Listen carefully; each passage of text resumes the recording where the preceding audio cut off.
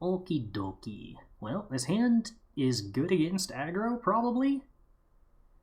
So, willing to keep it. Am I willing to play Jwari Disruption on turn 1? Yeah.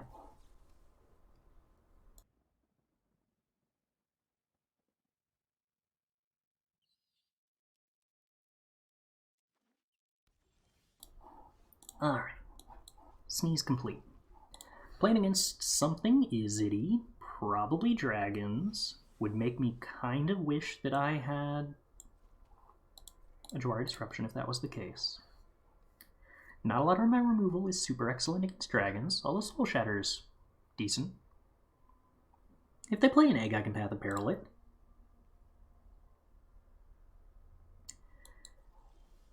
So, ooh, Memory Deluge is the best possible draw. What is that? Behold the Multiverse, probably? Probably Behold the Multiverse. Which would make this... I don't know that you would play Behold the Multiverse in any deck except a Galvanic Iteration list. And I don't know what kind of Galvanic Iteration list you would be playing without Alrund's Epiphany as the top end to subsidize putting Galvanic in your deck in the first place. Somebody just trying to run Is It Hullbreaker Control, maybe? Trying to run Galvanic Unexpected Windfall?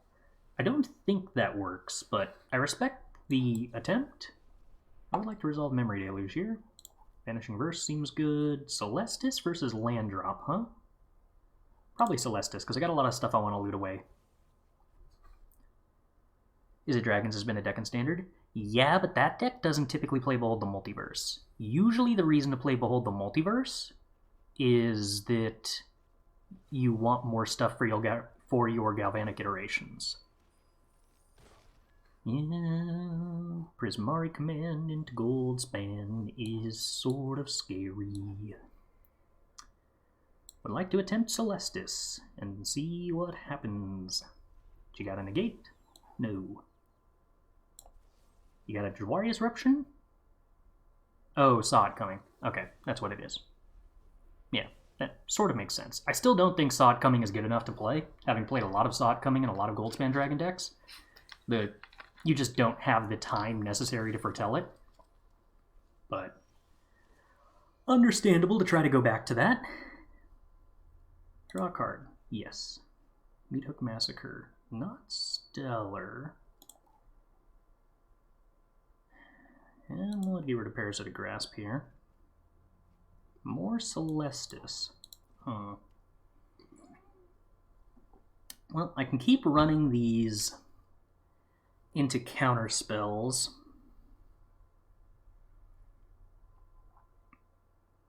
I can Memory Deluge on their turn. I think I'd rather just try to run them out of counter spells by playing board wipes that get countered for now.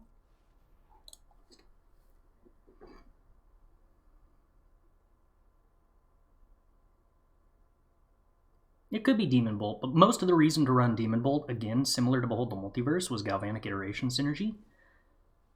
Oh, Radical. It's unlikely that the opponent is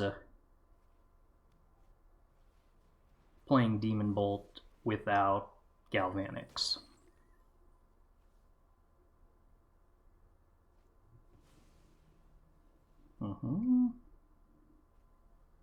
Did they already play their land drop? Yep. Oops. We get to loot a little bit. We get to get rid of the Celestus. Iymrith is a rather absolutely stellar draw.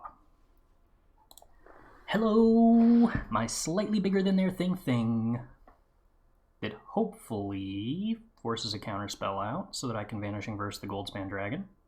I guess I probably should have done this in the opposite order because Iymrith is probably better than removing Goldspan Dragon.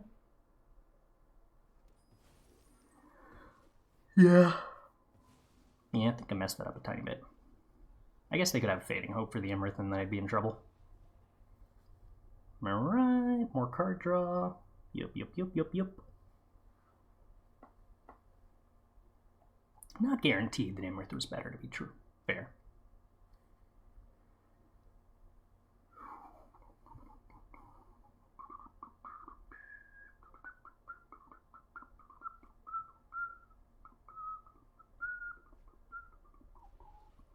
Gold span.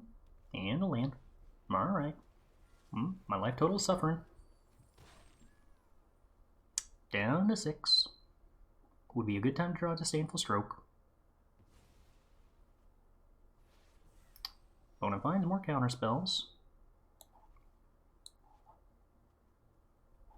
Which means, I mean, I guess they're still spending 4 mana on that either way, so it doesn't actually make a difference.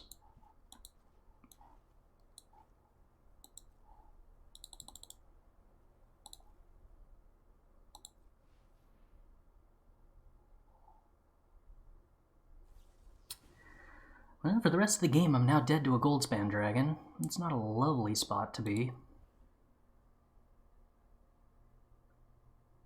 But, yeah, this is a big part of why I think I messed up with the Iymrith earlier.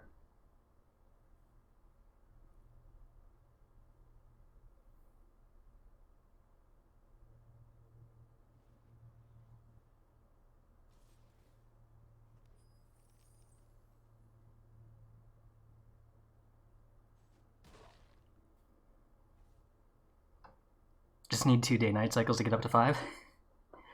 3, I think. But yeah. Well, only 2 if I actually kill the Goldspan Dragon, that's true. Oh, actually, if I just activate Celestus here because they turned it to night, I think I get up to 5? Oh, but only if I don't play something, I suppose. Draw a card. Disdainful Stroke.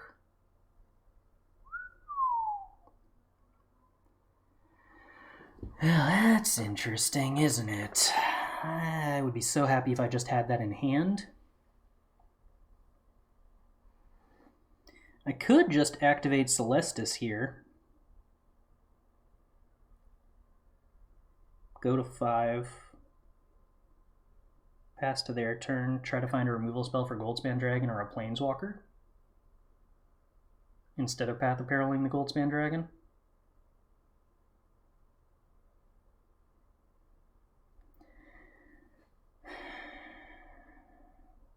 I go to 4 if I Path of Peril.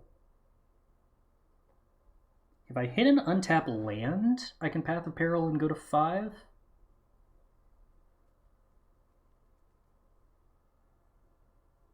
No. I don't. Yes, I do. If the Path of Peril resolves. I think I get rid of Disdainful Stroke.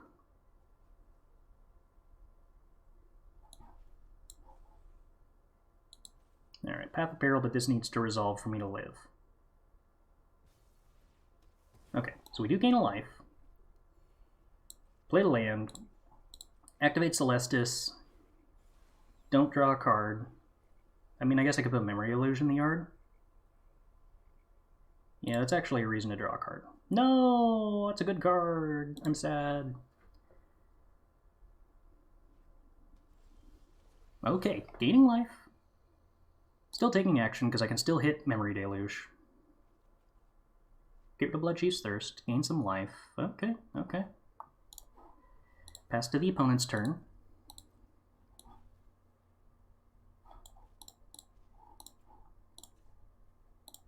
Come on. Deluge on their upkeep.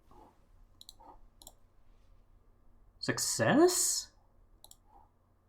For real? Alright, I'll take Deluge and Giant Lobster. I think we might have actually won this. The opponent failed to top deck more Goldspan Dragons in a timely enough manner. This is, historically in my experience, the problem with a lot of Izzet Dragons lists, especially ones that I've built in the past. They're very good when you have Goldspan Dragon, and if your dragons die, you're in trouble. Or if you just don't draw the dragons. What's the other side of drawing and discarding the same card? The card I drew could have been Memory Deluge, and by putting it in the graveyard, that would be card advantage. That was the reason that I wanted to do that.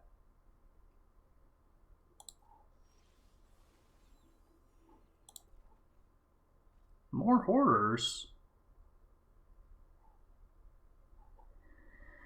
Awfully tempting. Okay.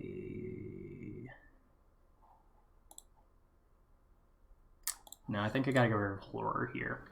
I know it looks weird to keep the Parasitic Grasp, but if I don't draw that untapped land, The only thing that I have enough mana to do is Horror plus Parasitic Grasp.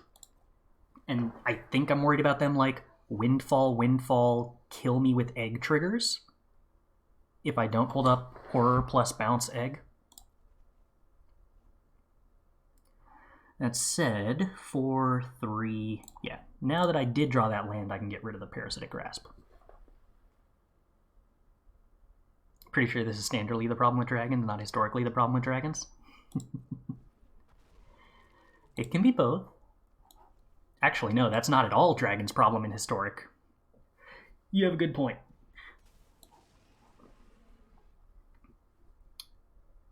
So now... Fading Hope. Okay. Fine by me. We can put that egg back in your hand, opponent. I would like a Lolth and a land. That sounds wonderful. Horror is back in my hand. We get to gain a little bit of life, do a little bit of loot, draw a little card, make a little love. I could play Lolth. Should I play Lolth? I guess I gotta kill my opponent at some point. That's a lie. They tell you that in school, but it's not true. Can't believe they thought that banning 3 fairy was a good idea. Do you think that 4 mana 3 fairy is, like, actually good? I don't know. I'm not sold on that.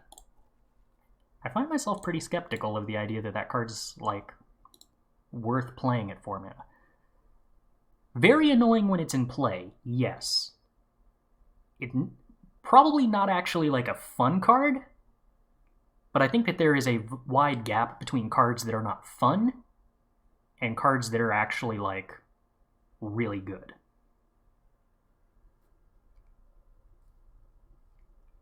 But after the Whelp nerf, and me kind of becoming convinced that, yeah, that wasn't necessary, but it probably was right, I could see the logic of... No, wait, they also nerfed the passive ability, right? It only stops... Yeah, it's really not good anymore. Huh. Tried it in Ban Fog today, decent but not great. Yeah, that's kind of my expectations. Also, Regarziz, thanks for following.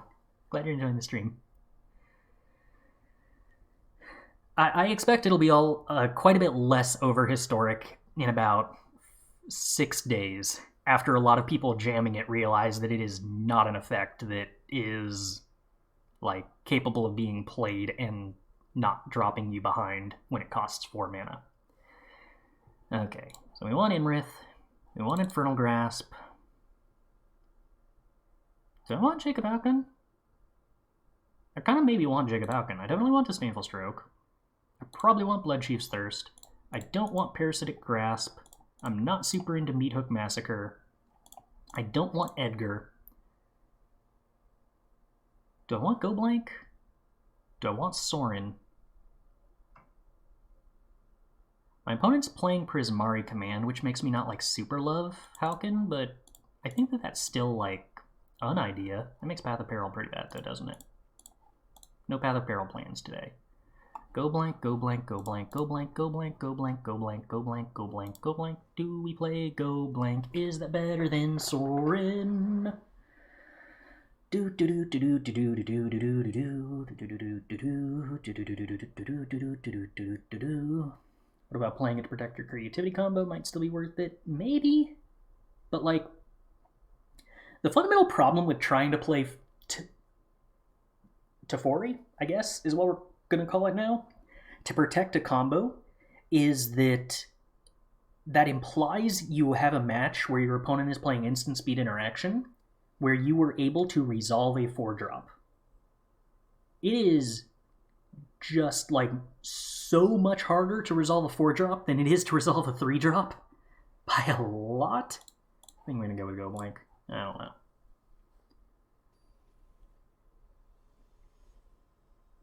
Surprised opponent didn't have Memory Deluge or didn't draw it. Yeah, that's true. They probably have Memory Deluge, and that probably makes Go Blank good. And I probably should play more Go Blank than this. This hand seems acceptable. Man, Go Blank's cool. That's only the case if you care about your opponent's 4 and 5 drop? No, I mean, like, if your opponent is playing counter spells because that's what you want Teferi to be shutting off, you have to not get Teferi counterspelled, and that's a lot harder when it costs 4 mana instead of 3. Most of the decks that used 3 mana Teferi to the greatest effect, the biggest problem in Standard that 3 Fairy caused was there were no counterspells that hit Teferi that also hit the stuff you wanted to counter, and it was super miserable to try to figure out what your plan around that was going to be. Less so the counterspells, more so the instant speed removal? Yeah. Shutting off both is good. He's through. No! My opponent's playing Fading Hope for some reason. I'm sad. They really didn't want me looting with this thing, huh?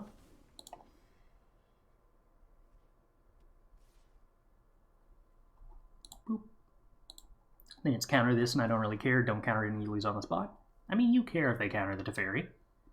But I do see what you mean, that it is less terrible.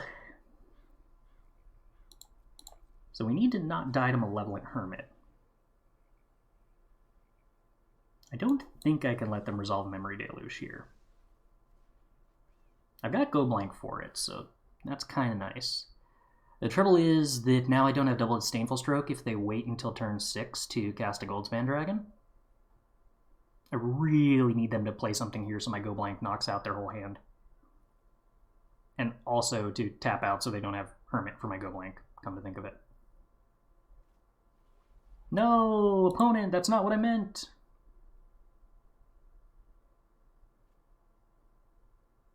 Same thing happened with Jeskai Luca. The control decks have veto and dispute to stop very reliably. Sort of. That's a big part of why Jeskai Luca was actually like a bad deck and very easy to beat and was a lot worse. So Jeskai Luca was a super weird spot in the meta where it was the deck that absolutely dumpstered the Fire's Cavalier decks,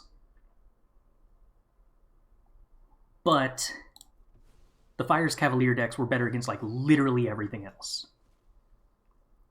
And the reason for that was that the Cavaliers decks, all of your counter spells were good against Teferi and good against Fires, were completely useless against the actual Cavaliers, and it made trying to fight the deck with counter spells and at instant speed just like totally futile. Okay, I guess Soul Shatter actually is decent here. If they play Goldspan Dragon, I can Soul Shatter the Malevolent Hermit and then Disdainful Stroke the Dragon.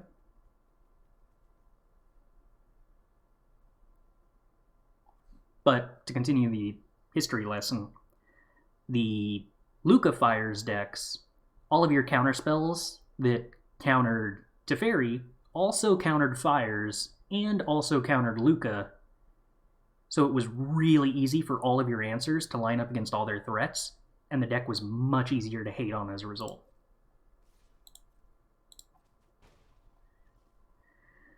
Alright, so we take some damage here. Opponent plays a land. We Soul Shatter because I'd like to Go Blank, and Go Blank exiling Malevolent Hermit is actually an answer. Opponent goes down to 1 card in hand. I probably should have boarded in more Go Blanks than this, but whatever. We drew the 1, and that's all that was necessary. Please don't have negate or saw it coming. Nope, they didn't. They had Disdainful Stroke. That's really funny. I like that. Luca Fires was still tier 0 until the bans? No, completely disagree. That deck was extremely overhyped and got banned too quickly for people to realize that it was unplayable. Wilderness Reclamation dumpstered that deck. It was a 90% matchup for Wilderness Reclamation. The only reason that Wilderness Reclamation was not tier 0 at that point, and the reason that it dodged the bans, was because the deck was a lot harder to play than Fires, and people hadn't caught on to it yet. I will beat that drum forever and ever. That is the highest win rate I have ever had in the history of Magic, was farming Luca Fire's decks all day long.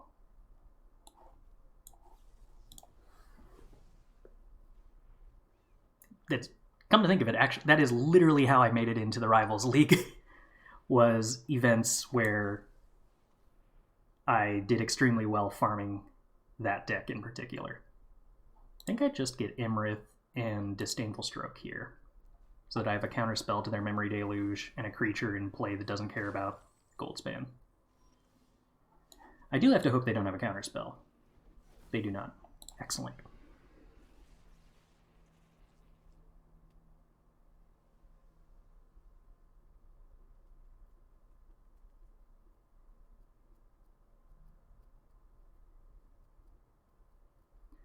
What you gonna do, opponent?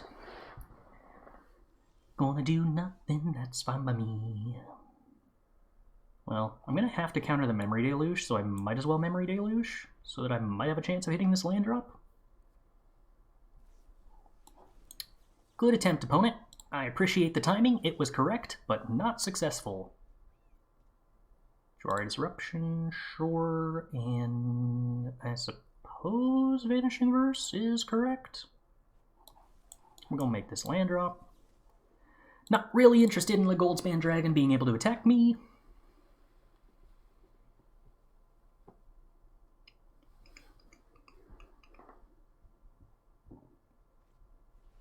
No, more Goldspan Dragons. What a world. Still not attacking is kind of hilarious. Probably correct, but definitely hilarious. Alright, I would like more blockers for Goldspan Dragon. Do I want to try to Vanishing Verse a Goldspan Dragon now? If I succeed, do I attack with Iymrith? Probably best to just play it safe. I can do all that later. But Temur was tier 0 after the bans. Temur was tier 0 after the bans because players actually started getting the practice necessary to play the deck. But it was secretly... If you want to call Luca Fire's tier 0 before the bans, then Wilderness Reclamation was like tier -1. Stealth tier super 0. Whatever word you need. It was the best deck, but people didn't know it existed. By, like, a very wide margin. Prismari command. No, that kills a spider. And more importantly, loots their hand away. That's kind of good.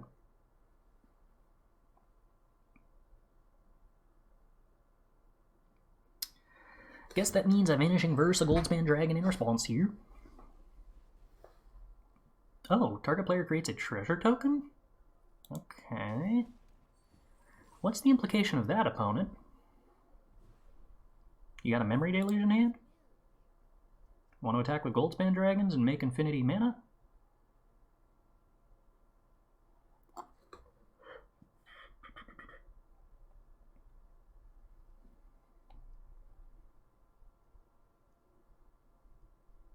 Didn't enable Pioneer on Arena.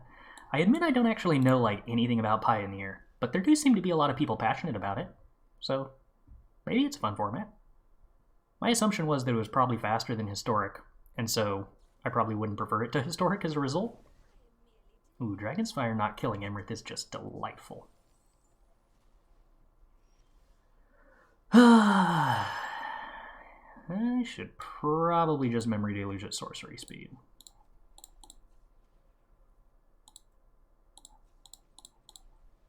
Which land am I supposed to leave up? Probably the blue-black land. Gives me the best odds to hit both Disdainful Stroke untap land and Removal Spell untap land. No! Nothing! I mean, I guess Jacob Howkin's still pretty good. I kind of want to play Jacob Howkin this turn, but I also kind of want to have Bloodchief's Thirst, because that's actually removal for Goldspan Dragon, and that's probably a good thing.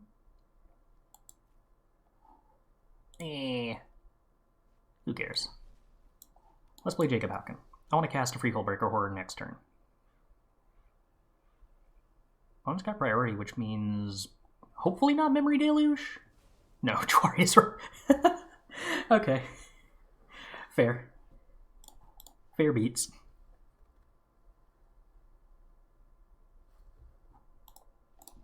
Yay!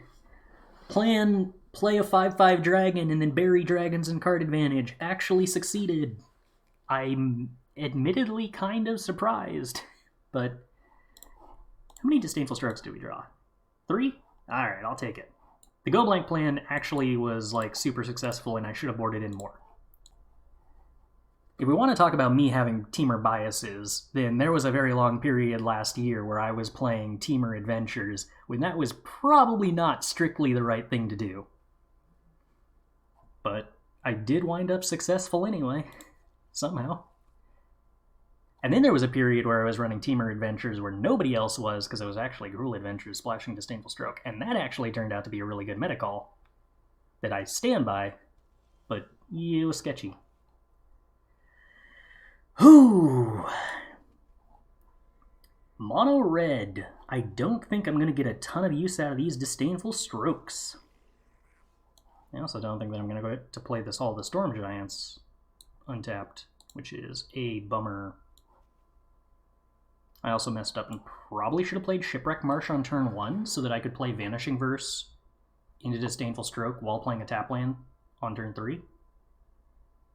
Rather, if I played Shipwreck Marsh on turn 1, then I could play a white source here, Vanishing Verse Battlecry Goblin, and then next turn play my third land as a tapped Hall of the Storm Giants and still have Disdainful Stroke up. Instead, I can't do that, and maybe that will hurt me? We'll see.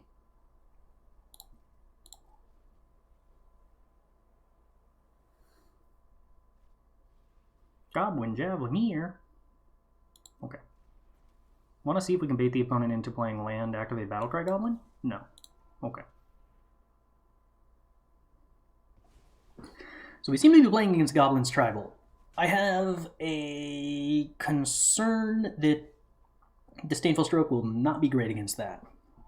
Jwari Disruption, actually, I don't mind terribly much. This would be an interesting time to take bets in chat. Do we win this game or not? Because currently our hand does nothing, but also the opponent's doing nothing. I feel like it's kind of 50-50. There was also that time you spent 6 months arguing Uro wasn't busted in half. Yeah, I mean, like, the Uro decks actually weren't super good at the time. They were, like, consistently performing at 47%, but they also probably were warping the metagame to beat them. The metagame was just successfully beating them. Start a poll. I need to learn how to do that. Embercleave's rotated, so we probably win. Embercleave being in... I would love to play against Embercleave with my 2 Disdainful Strokes. Are you kidding? That'd be radical. Instead, I'm getting punched by a billion goblins. I mean, we could just draw a board wipe, I guess. That'd probably be good. Meathook Massacre against Fireblade Charger sounds kind of hilarious. Lolth against Fireblade Charger also sounds kind of hilarious. So, our opponent played their third land and didn't do anything. Should I take that to mean that, like, I absolutely must refuse to tap out a Disdainful Stroke?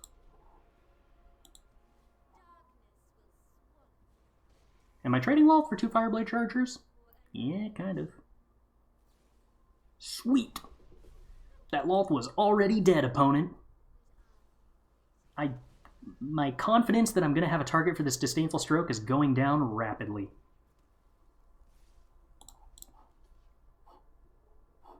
Yeah, I'm not going to block Goblin Javelineer with a Spider. It seems like a bad idea. I'm in a lot... Never mind, I'm fine.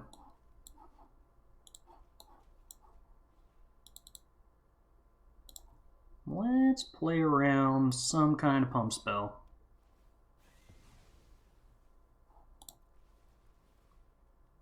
Fireblade Charger deals -1 damage to a target. Wow. 4-drop, 4-drop, 4-drop, 4-drop, 4-drop. No! Alright. I refuse to tap out of my Disdainful Stroke. Got the opponent on the 4-drop Soul Read. Ah, they're playing around my Disdainful Stroke. Alright. Opponent's too wily. Ooh. Sorin gains life. Hullbreaker Horror kills the opponent. I feel like I'm kind of trampling on my morals here. 6-drop, 6-drop, 6-drop. No.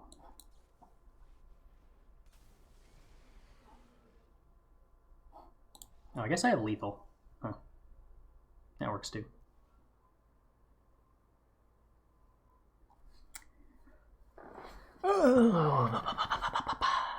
So I think we take out the Disdainful Strokes, bring in the Parasitic Grasps, bring in Bloodchief's Thirst, bring in Sorin, bring in Edgar, cut Hullbreaker Horror.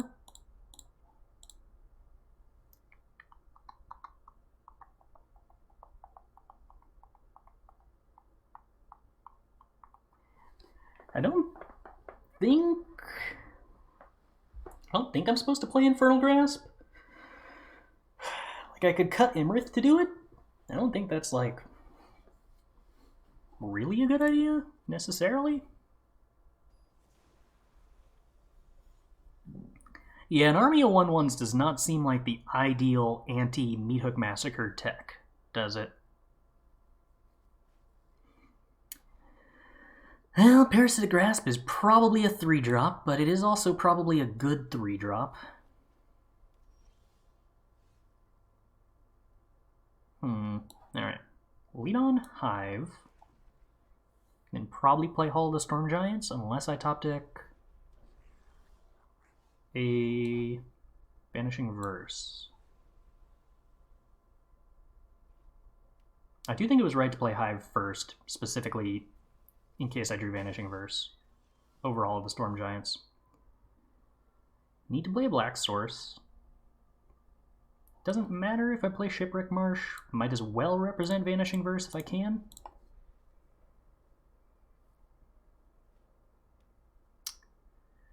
Bone got some kind of goblin? No. Bone gonna attack with a goblin? Bone gonna pump a goblin? Pump a goblin once. Pump a goblin going twice. Opponent pumps the goblin twice.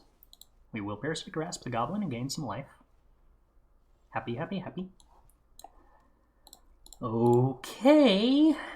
I'm kind of surprised the opponent didn't have anything to do. Hobgoblin Bandit Lord. Okay. Think we use our mana most efficiently by playing Memory Deluge. Don't technically need to answer that goblin if I could answer it with a 3-drop and a 2-drop instead. No such luck. Hobgoblin Bandit Lord deals damage equal to the number of goblins that enter the battlefield this turn under your control to any target.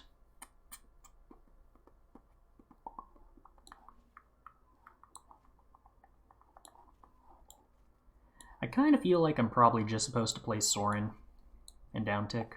There's a possibility my Sorin dies here anyway, but I don't really want to use removal on this Bandit Lord if I don't have to. So I probably get frostbited, and then my Sorin dies, most likely. No, they frostbite the Sorin. Huh. I thought they would have used the creature to do that. After frostbiting the token. Yeah, because of that. That seems like that's worse for them to not be able to attack. Alright, I'll take it. This game looks like bullying. I'm not the one who's making the opponent not play cards. The opponent's the one who's playing around all my board wipes and being mean about it. I can't help them if they try to do that. We're going to draw more cards. Guess I'm going to take the Celestus and the Jwari Disruption, I guess. Land drop, Celestus, try to start gaining some life, hold up Soul Shatter plus Jwari Disruption, I suppose.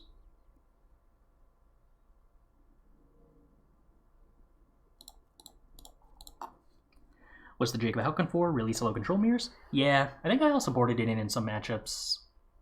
I boarded it in against dragons and I think white-black midrange. I don't know if it was like good, but it is cool. It does let you cast 0 mana stuff. Yeah, it's a big bugbear.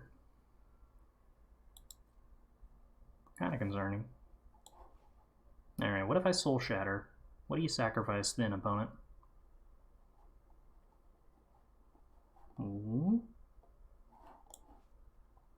should use the Celestus.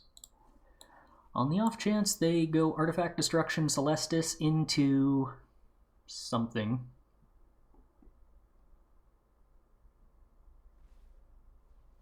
Oh. Really? That can go face? Oh, my timing on Soul Shatter was wrong then. I thought that was only creatures.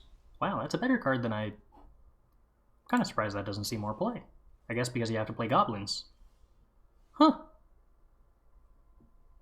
Deals damage equal to the number of goblins that enter the battlefield under your control this turn to any target. So it is. So it is. Alright, well, let's swing with a 2-3. Gain some life. Loot. Gain some more life. Discard a land.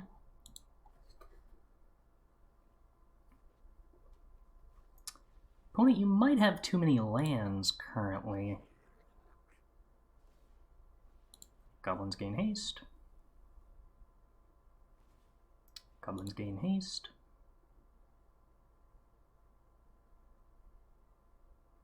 Yeah, I can still block with Hull. That's a good point. I forgot I had Hull of the Storm Giants. I was going to animate Hive of the Eye Tyrant and block the Bugbear, if I was being completely honest. So I'm glad the opponent hovered over the Hull of the Storm Giants and reminded me. Attacks? Yeah? Alright. So they pumped one too many times here. They should have pumped one less time, and then done the remainder of the pumps after the Goblin made a token that was attacking.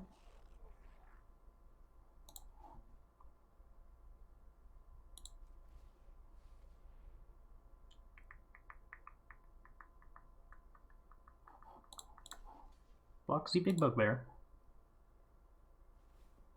One more pump. Yep. Alright, take some damage, make some land drop, go to combat, swing with 2-3, play Path of Peril, blow up all board, pass turn. Here go, opponent. Fireblade Charger. Okay, I can block that with Hive. Royal Eruption my face. I can't even Jwari Disruption that opponent. Wow, that did 5 damage. Oh, this doesn't have haste? Oh, okay. Well, we'll Memory Deluge then. Gonna get a Meathook Massacre, I guess, and a Vanishing Verse. Draw a card, gain a life, get rid of a swamp. Edgar seems fun. Alright, Meathook Massacre for 1. Take 0 damage, gain 1 life. Play an Edgar. Activate Celestus, turn it to night. Discard a Jwari Disruption, gain a life. Turn it back to day, draw a card. Discard a land, I guess. We'll probably find another land. And gain a life. Gaining a life relevant. Royal Eruption of Face puts me to 8. I was kind of like... I was memeing a little bit with how much I was like trying to gain life, but this is actually turning out to sort of matter. Alright, let's Celestus, turn it to night. Draw a card. Get rid of Iymrith, I suppose. Play a land. Memory Deluge. Then try to find a 4-drop to cast? I guess I could just Path of Peril. Ooh, Edgar's actually like a good 4-drop to cast. And Parasitic Grasp also seems good. Alright, so we play Edgar. Yes. We sacrifice an Edgar. My opponent takes a damage, and I transform the Edgar. And I gain a life. We get a Meathook Massacre. That seems like fun. Yeah, we'll keep the Meathook Massacre. We can potentially kill stuff without killing our Edgar that way. Imagine if we lose at 10 life with 2 burn spells to the face. I'm playing around it. My opponent has cast 2 Royal Eruptions at me over the last turn cycle. I do not want to be able to take 10 damage over the next 2 turns and have that be lethal. I am going to gain every point of life I can weasel my way into right now.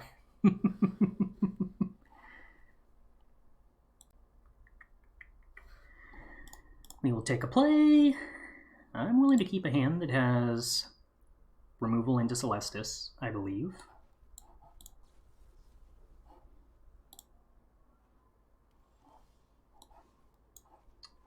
Is it probably not going to give me a target for Parasitic Grasp this turn? No, doesn't look like it. Alright, opponent, you got a Jwari Disruption for my Celestus? No, which also means you're not going to be able to use one on my Memory Day Creative. I'm sorry, what? Huh.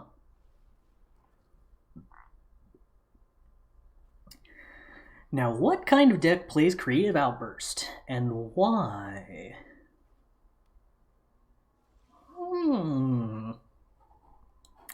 Intriguing.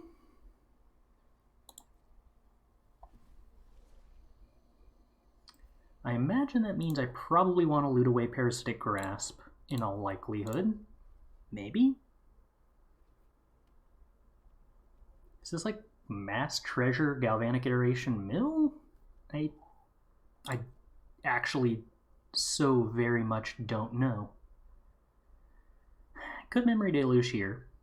That might even be correct, but I don't want to do anything if I can just pass the turn instead. Unexpected Windfall? Nope. Magma Opus. I mean, that fits. That doesn't not fit. Creative Outburst. Okay. Opponent's setting up something. I just don't know what. Goldspan Dragon? Yeah, alright. That does track.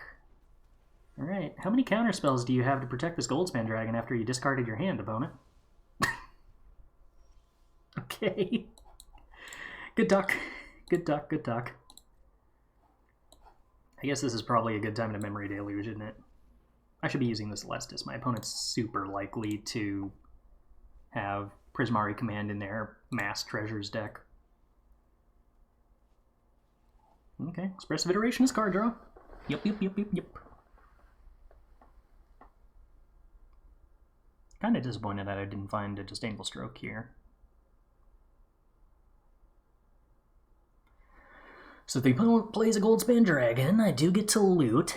I get to Vanishing Verse a Goldspan Dragon. And then if that fails, Meathook Massacre a Goldspan Dragon. Okay. Whoa! Alright, opponent is in fact on a Galvanic Iteration list. That's kind of cute. I do have a Meathook Massacre, so like, this doesn't matter a ton. It is going to do 12 damage to me, and then I gain 6 life, but 12 damage is 12 damage. That's sort of relevant. Get rid of the land. Play more land. Meathook Massacre for 1. I could try to Hive here and get rid of Galvanic Iteration. Is that correct for me to do, I wonder?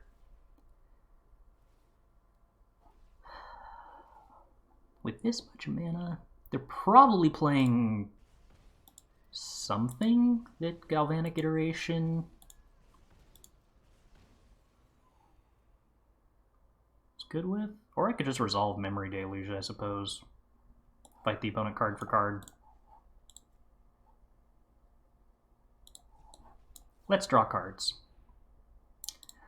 Let's just draw cards. That seems like more fun. So Lear is out. Lear is out of the deck. Yes. Cool. Drawing cards looks like it was probably correct. It didn't feel like we had enough stuff to fuel Lear without Divide by Zero. And the absence of Divide by Zero also meant... So, this is kind of multifaceted. The absence of Divide by Zero being a card advantage and a win con, and early effective removal, means that we have to play more planeswalkers and creatures that are pseudo card advantage-y answers to stuff, like Edgar and Lolth, which also meant that we're playing fewer actual spells, in addition to not playing Divide by Zero and the associated spells that are good with Lear. So there's just like a whole host of reasons that we don't have enough fuel for Lear anymore. We're missing the best cards to use with Lear that we used to have. And we can't afford to play Fading Hope because we don't have the inherent card recoup from bouncing our opponent's stuff that Teachings of the Archaic provided. It's just, it feels like there's a bunch of different multifaceted things all happening that all lead to, yeah, we really can't play Lear anymore. Okay, so I don't want Edgar. I want all the Go Blanks. I want Infernal Grasps. I probably want Bloodchief's Thirst. I probably want Iymrith. I probably want Jacob. I probably want Disdainful Stroke. I probably don't want Parasitic Grasp. I probably don't want Path of Peril. I think we decided we didn't really want Sorin. We probably don't want Meathook Massacre. Bum, bum, bum, bum, bum, bum. And last time we didn't play the Go Blank.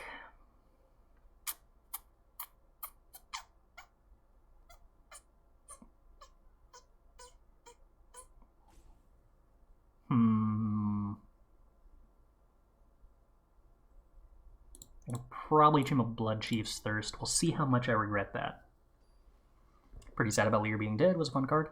I do think that Lear is a very fun card design, so I am sad to see it nerfed. I do like that it allows for more versatility in how you build a control deck right now. Like, I'm having fun with this deck, even if I'm not actually completely confident that it is a control deck. But I'm willing to call it a control deck. Might be that it's a mid-range deck. I don't know. Alright, you got a Jwari Disruption for me, opponent? No, don't even have the ability to make a treasure. Really? Alright. Loot away, Jacob. Be our hero.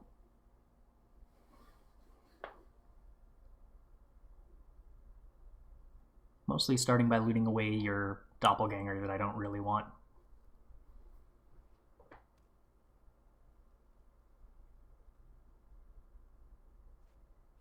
Seize the spoils. Wow, opponent is like 1,000,000,000% all in on treasures. I have such mad respect for them. Alright, pass the turn. Lear isn't banned in standard or rebalanced in standard, just alchemy. Right, but banning Divide by Zero is functionally a ban to Lear in standard, is my current working assumption. I feel like they played a land and then played Expressive Iteration, which usually isn't what you're supposed to do, if you can help it.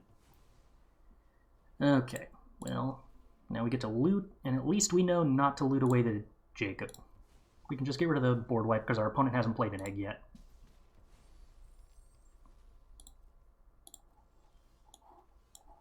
And we get to play Jacob and still have Disdainful Stroke up. Yada yada yada.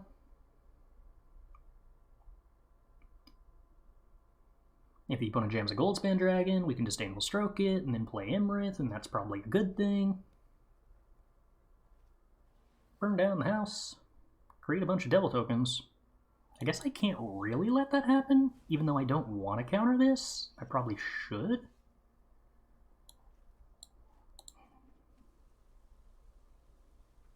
Playing Iymrith if my opponent's still playing a bunch of Burn Down the Houses actually is probably too risky here, come to think of it. Is Jacob good? I don't know, but we're going to find out. Okay, what are we copying? Unexpected Windfall that we haven't seen yet? No. Burn Down the House ×2. Huh, okay. Well, I guess I'm glad I didn't Iymrith. Maybe I should have kept in Meathook Massacres? I didn't really foresee this being how this matchup went, to be entirely honest.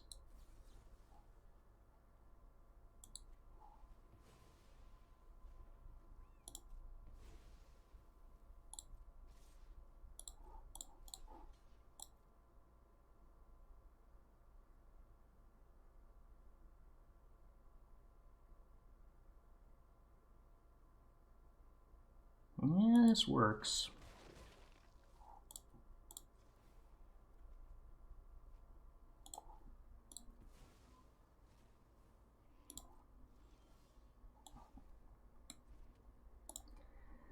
I think we're sorcery speed transforming Jacob so that we can play the Iymrith here.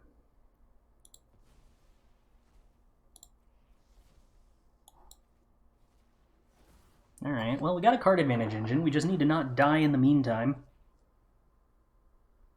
They can kill the Iymrith, yeah, but they would need to wipe their board to do that easily.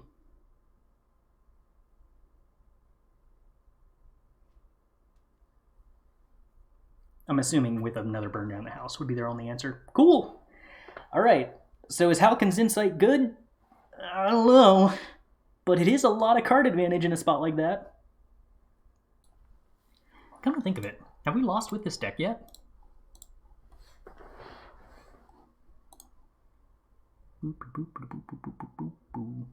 What's the current record? Yes, we are 7-1. What did we lose to? Alright, we lost to Naya. Was that before we made a bunch of changes to the deck? Alright, we lost back when we were playing Lear. So technically we're kind of like 6-0 after adding the Lolths. Alright, I'll keep this.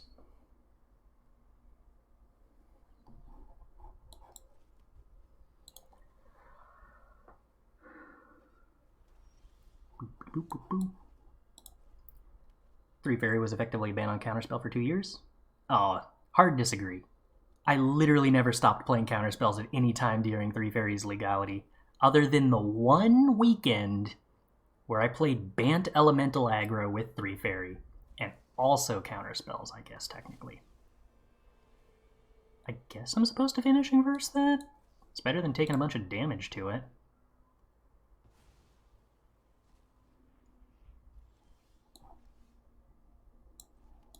Celestus into Lolth seems like a very fun Magic the Gathering curve. You played creatures that whole time I wanted to not play creatures? I think the only creatures I was playing were... what am I supposed to get rid of here? Huh. I think the only creatures I was playing were Legion War Bosses, right? Agree, the fire design philosophy seems to have done more harm than good. Alright. I gotta go on a rant then. Every time I see people talking about fire design philosophy, I'm not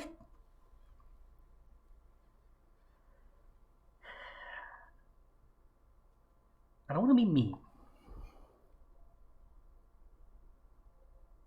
The term fire design philosophy has become such a weird conversational scapegoat that I'm not entirely certain that most of the time when it gets used, that people actually have a solid concept of what they mean by that. It feels like a lot of people say it because they've heard other people say it. Hey, a Raidcraft podcast. Thank you for the raid. How'd the stream go? And what were you playing? I'm so worried that I'm going to get Vanishing Verse on this, but whatever. It's not the end of the world. I still have a bunch of spiders, and a Memory Deluge, and removal and counter spells. Never heard it? What does it mean? So fire design philosophy is the idea that it's not even really like a set of rules so much as, no, I got 2 for 1 in the other direction. I guess I don't actually care. It's a series of design principles that say, what does it even mean? See, I don't actually know either. Fire design magic.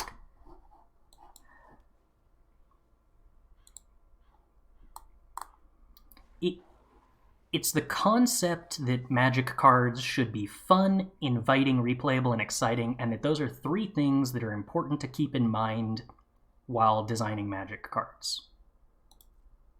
And it gets... That's like such a nebulous idea that trying to blame those principles for design decisions seems weird for me. I'm just gonna keep drawing cards. That seems good. Yeah, I just want to draw more cards. But when people talk about fire design, what tends to happen is that they mean they don't like cards being good. And that's not really what fire design is actually saying. It's saying, here's how cards should be designed.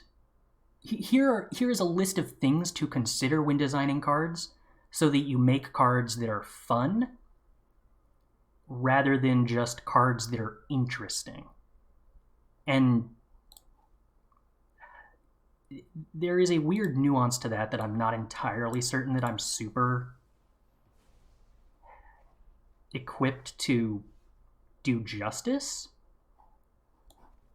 I think I should be sorcery speeding the Memory Deluge from the graveyard before my opponent gets...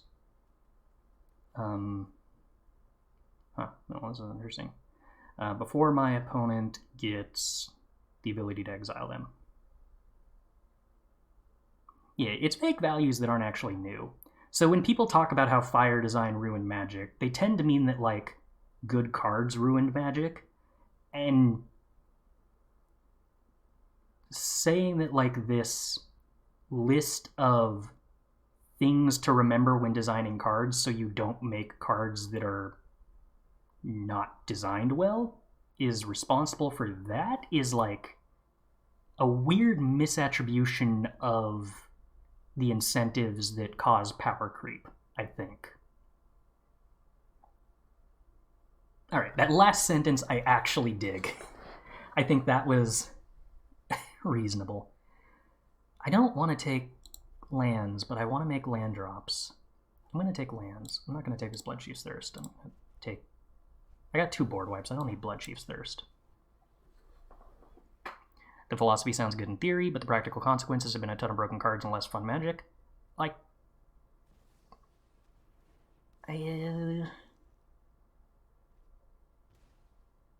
saying that that's a consequence of fire design is the part that's weird to me.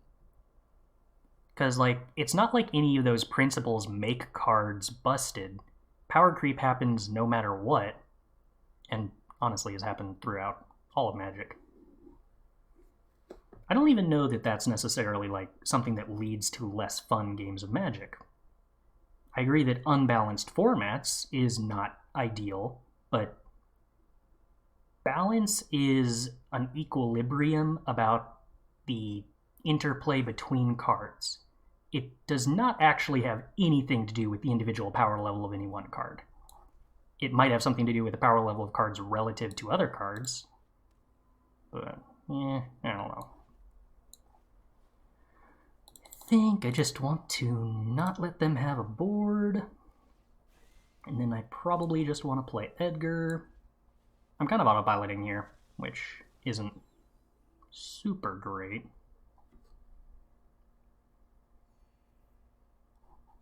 Boop. Yeah, we can probably get rid of lands at this point. Didn't know much about this, but it just sounds like a straw man for the game changing. I don't even know if it's necessarily a straw man for the game changing in the sense that I'm not even entirely convinced the game changed.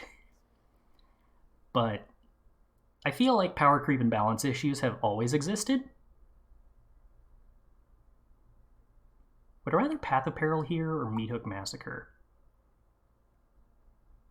Both cost 3. I guess probably I would rather Meathook Massacre.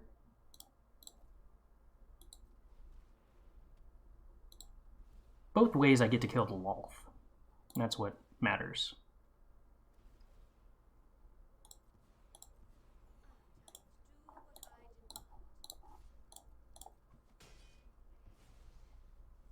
I feel like I'm kind of ahead and lost track of what was happening in this game. Other than that, I think I'm ahead. You know that feeling you get where... I feel like I was talking about this yesterday.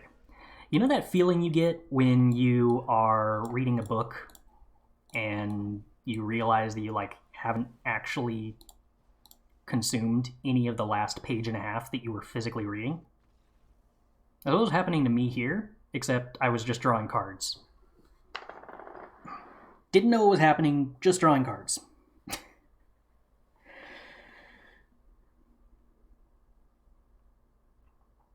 don't think it's weird at all. It makes sense to me that they decided fun, inviting, and exciting meant more powerful cards, and that seems to have gotten out of hand for a while. I have difficulty accepting the implication that balance issues and powerful cards didn't exist prior to that design idea. I think that design idea just somehow got weirdly scapegoated for something that has always been happening. The only thing that's really changed in a long time has been their policy towards bans, which with the introduction of a digital client have started to become much more rapid response, and the barrier for what made them consider banning something has become lower. I fully believe that a lot of older formats that had no bans would have wound up having bans if they were in the modern age on Arena. The issue was less powerful cards and cards being designed so that no one ever runs out of gas. That might actually be a change. I can't speak to that, but the idea that that is a flaw and not a good thing is...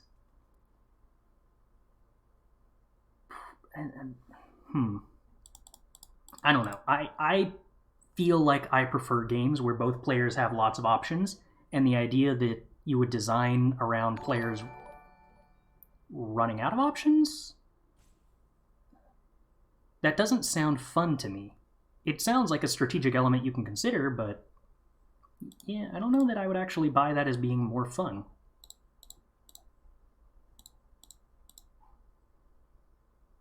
What am I supposed to board into here? I don't actually think Hullbreaker Horror is good, but I don't know, I don't really have an alternative here. I'm probably supposed to play Iymrith. Oh well. 3D Silac, thanks for the sub. I appreciate the support.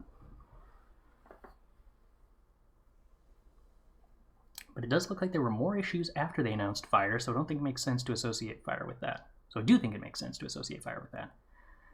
I don't know. I feel like the core assumption being made there is that there are more after Fire. And I suppose my position is that seems more like...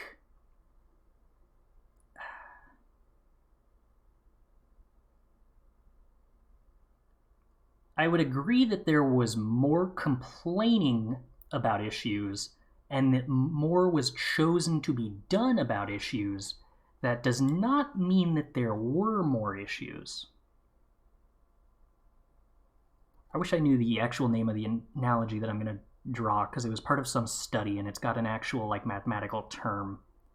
But there's this old anecdote about World War II data science. Cool, we got there. And the anecdote goes that they did a study on bombers in World War II to try to see how they could make the bombers fly through anti-aircraft fire and succeed at their missions more effectively.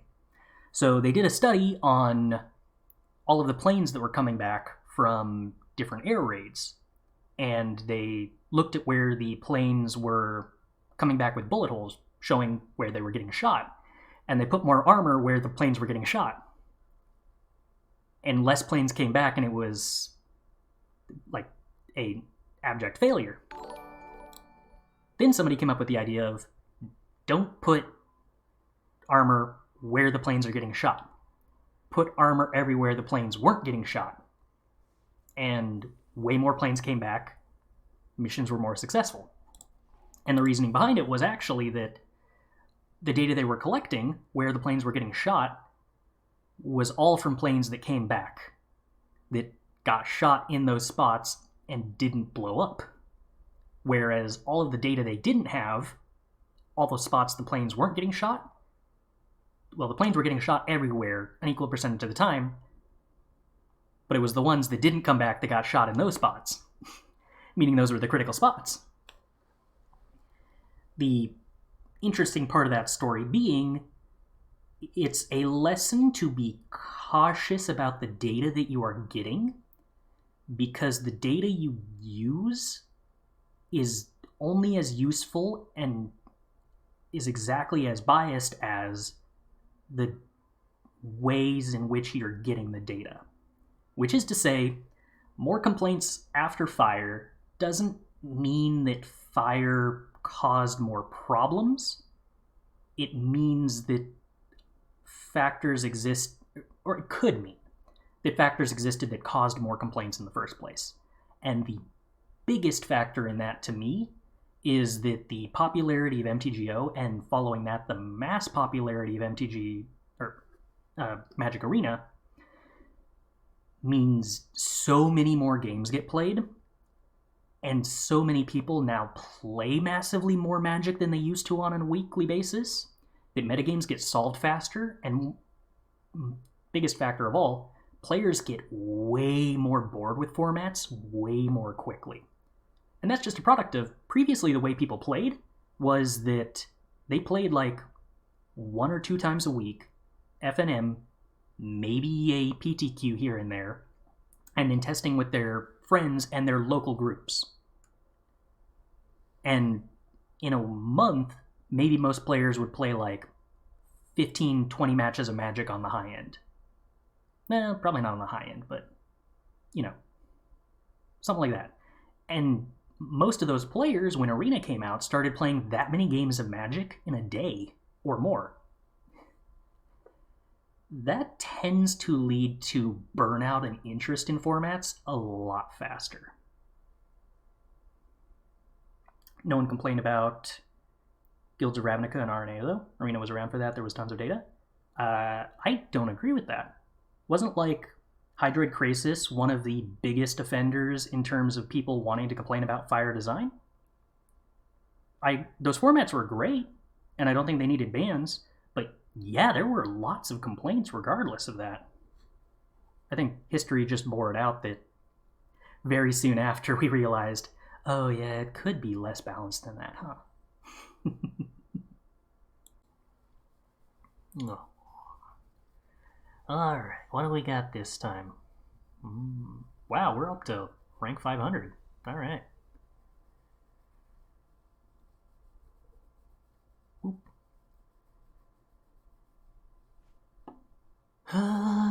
Alright. Vanishing Verse seems reasonable. Make sure to play a white source on turn 1. I guess... Okay, I'm super supposed to play Deserted Beach because this lets me play Jwari Disruption if I draw it. I'm pretty confident that's correct. Because my turn 2 land is going to be swamped basically 100% of the time here. Oh, I guess... Hall of the Storm Giants and... Well, no. If I draw the... what is it? Lair of the Beholder? Whatever that 2-drop is. Okay, that's Meathook. Sure. If I draw the Lair, then that's the same as the Swamp. If I draw Hall, I'm never going to be able to play Vanishing Verse no matter what I play. So I guess Hall actually doesn't change my decision-making process necessarily. And Deserted Beach is still correct to play on turn 1. Wonder how Socks feels about being dragged to the chair when he's just chilling somewhere. He's usually pretty okay about it, although when I wake him up I usually get an indignant meow. I think it's the waking up though, and not really the moving so much.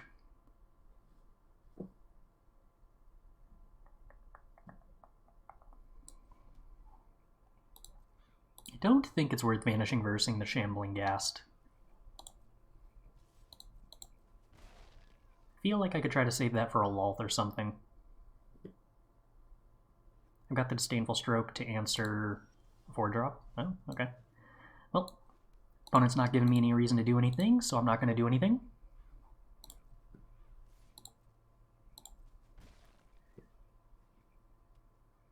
Opponent's still not doing anything, so I'm not going to do anything. I do, however, get to play Celestus. I could jam Lolth here, but I don't really want to get my Lolth Vanishing Versed, and then the opponent plays a Lolth, and I don't have Disdainful Stroke up. So I probably wasn't going to play the Lolth even if I didn't have the Celestus, but the Celestus definitely makes me want to just play the Celestus. Cats tolerate affection. They do tend to love it, but they tolerate it nonetheless. That's true. Some of them even seek it. Oh, I had the cutest encounter with a little kitty earlier today. Was coming back from a walk, and there's this one little neighborhood that I walk through where there's this... Oh, that's a bummer. Where there's this real chunky cat who just sprints across the street to anybody walking and just like runs into your leg and starts nuzzling it aggressively. Aw, gave that cat so many pets. Loved it so much. Pet summoning's not ideal. Then he rolled on his... Oh, okay. How's stream doing? We still here, chat? Oh, okay. I've never had an error like that before.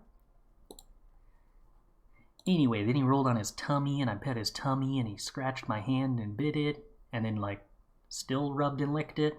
It was great. I love cats. Now I can't jam Lolth. Huh. I mean, I guess I can. They're not... Yeah, I can, because they're not representing Vanishing Verse here. So it's fine to just jam the Lolth.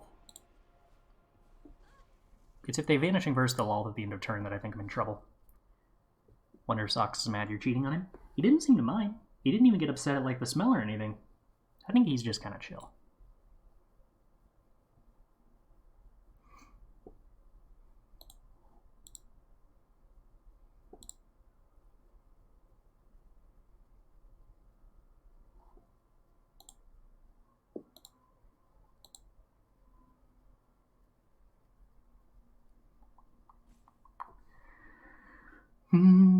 What you doing, opponent? First step, obvious interaction would be Rite of Oblivion, sacking Shambling Ghast, blowing up Lolth, I feel like. But I also don't feel like they're going to be super excited about taking that line anyway. Oh, different Rite of Oblivion. Gotcha. And they kill a Spoider.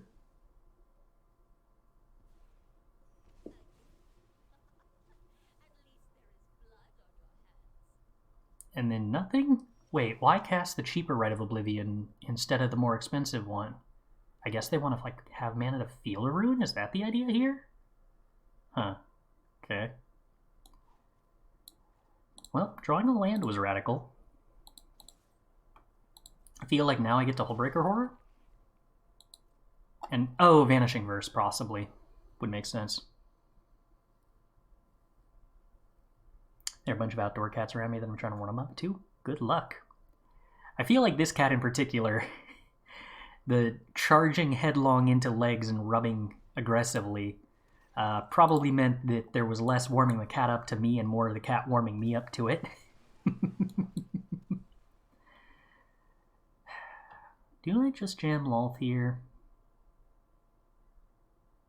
I have a target for Vanishing Verse. I don't really have much in the way of instant speed interaction that I can do. I can probably jam the Lolth safely. Return a 1/1 token to hand. I don't want to get rid of the Meathook Massacre because I actively want to have a Vanishing Verse target. So that if they Rite of Oblivion targeting something... I guess they could sack the Meathook Massacre, couldn't they? Then I don't have a Vanishing Verse target and they get to... Well, I can Vanishing Verse one of my own creatures, actually, so that doesn't necessarily matter. Okay, 1/1 gone. Sure. Might lose some life. Sure. We have secret cats that come over the fence for pats when dogs aren't around. They sound like they got it figured out.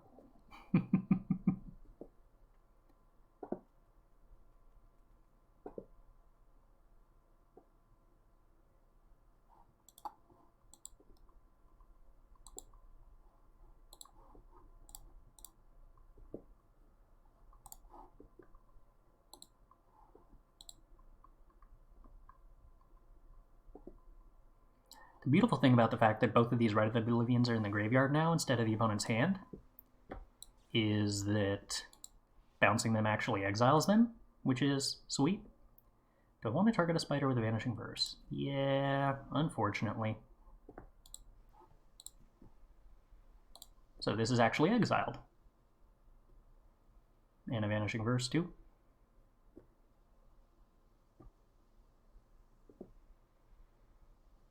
mean, if the Vanishing Verse the Horror, I've still, like, got a Lolth, which is acceptable, and a board state.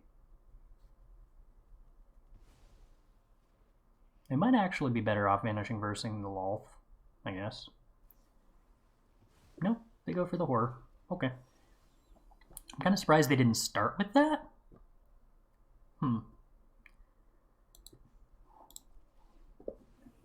I guess if I had gone to bounce the Horror, they would have... No, but they would know better than to expect me to bounce the Horror there, surely. Kind of just want to play Celestus into Animate Hall and swing. It seems like that pressures the opponent's life total quite a bit.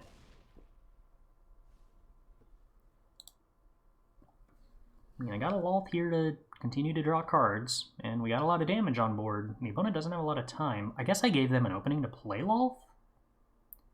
Now, if they play Lolth, they die, because I just have the mana to Path of Peril in Hall. Oh, right, they have Field of Ruin. Right, okay. Fair enough, opponent. That is reasonable. Yeah, Sox very much loves the tail thwapping action, especially if the recipient of said thwaps is me. Meathook Massacre? No! Alright. You got it, opponent. Alright, let's draw a card and lose some life. And then activate Celestus and gain some life back. Draw a card. Get rid of a land. I think I hold on to this land since I've got the Celestus to loot them away. No, that's a lie. I super duper play this land because I have a Disdainful Stroke in hand and I don't want my opponent to resolve a Lolth. Costs 8 mana to exile Lolth, or exile Iymrith at the moment. Costs 4 mana to exile Lolth. 6 mana. Attempt to board wipe Iymrith. Makes me happy that I hold up Disdainful Stroke. In my old house, there was a stray that was so scared of humans he wouldn't go near any of them, and the moment you touched him, he went into OMG, I love you forever mode. Aww. Blood on the Snow to get back Eye Twitch. Not where you want to be, but Disdainful Stroke is definitely where I want to be. Very happy about that. Alright. Play Jwari Disruption. Fewer cards in hand. Then we swing with Iymrith. I could play the Path of Peril, and possibly that's correct, to draw more cards. Turns out I don't need to. I got a Memory Deluge. I don't need more cards. Alright. Play Memory Deluge at sorcery speed. Get an Edgar. Get a Jwari Disruption? Probably not correct, but also probably more correct than Parasitic Grasp. Alright, 0 Lolth. Draw land, don't mind. Play Edgar. Flips back to day, so we loot. Take action. Get rid of land? Yeah, probably.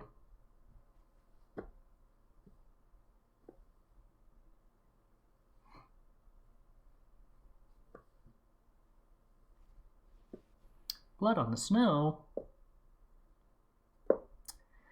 Drat. This succeeds. But I get loyalty on my Lolth, so I can down ticket again. Eye Twitch in play. Not what the opponent would prefer, I doubt. Edgar comes back. Doo-doo-doo-doo. Shambling Ghast. Alright, let's counter the Shambling Ghast. Because I might as well. Let's Vanishing Verse the Eye Twitch, because I'm not really interested in playing against Mascot Exhibition right now. Let's Sorcery Speed the Memory Deluge, because we can. Let's take the 2 cards that aren't lands, because we can. Let's put lethal on the board. Well, I guess actually not lethal, huh? Dang. Okay. Pass the turn, opponent. Oh, I guess it's lethal if I find a Meathook Massacre, so representing possibly lethal. That's the goal here.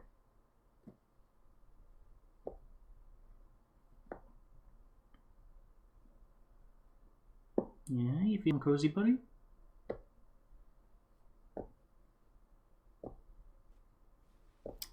Sorin. I'm okay with that. We have a Bloodchief's Thirst to deal with the token.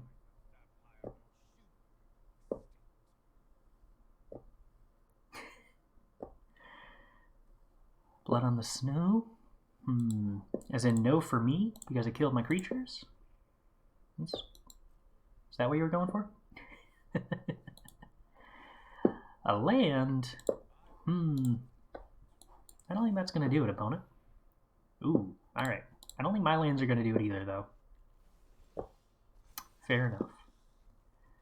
Alright. So have I used a Meathook Massacre yet? No. So let's draw a card, see if that's a Meathook Massacre. It's not. Let's Memory Deluge and see if that's a Meathook Massacre. It is. So we go to combat. Swing with everything at face.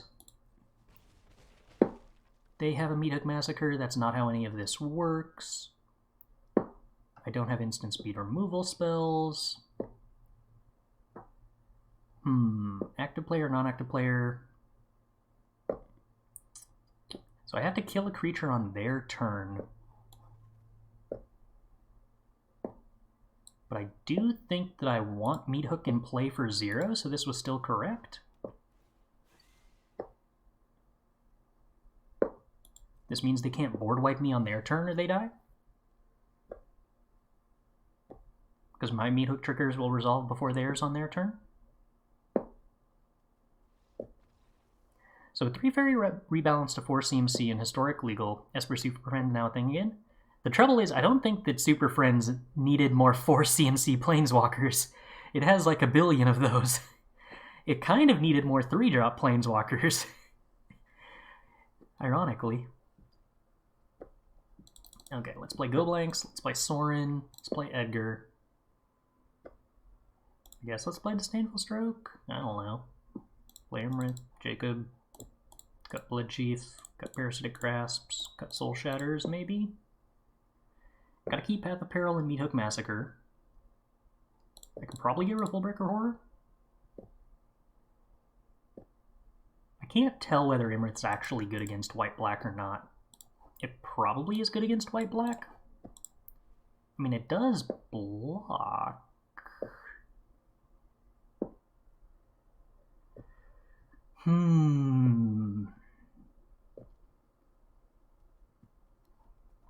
Edgar might not be excellent against a deck that has Rite of Oblivion, but I guess it's good against most of the stuff that isn't Rite of Oblivion.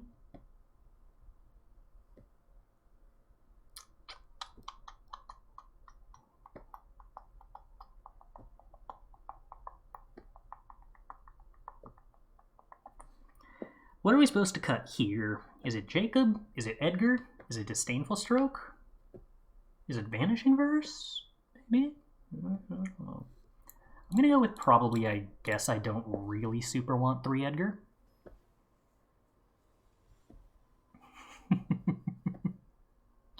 Howdy, Wimpledoo. How goes it? Alright, I think I'm supposed to keep Memory Deluge, Meathook Massacre. You are so calm, but your tail so isn't. It's wild how that works. Oh, speaking of which, I found his brush earlier today. So that's going to be something I get to do. Oh, you got so excited about that, didn't you? So I get to actually brush him, which might make